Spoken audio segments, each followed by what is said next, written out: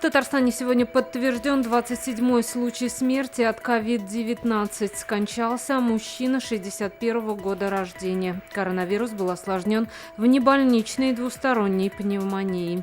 Тем временем сегодня в республике подтвержден 31 новый случай коронавируса. В Татарстане могут появиться 5 новых туристических кластеров. 10 июля завершился прием заявок на участие в первом всероссийском конкурсе по развитию экотуризма.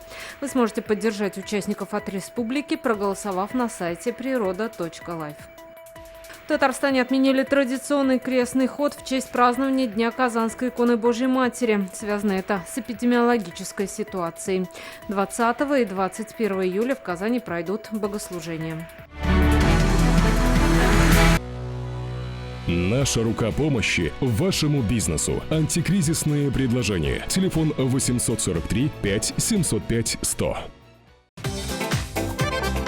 Көтелмәгән кунак көттөреп кенә интернет челтәрләренә дә килеп җитте. Хәзер бу фильмның барлык серияларын ТНВ.ру сайтында карап була.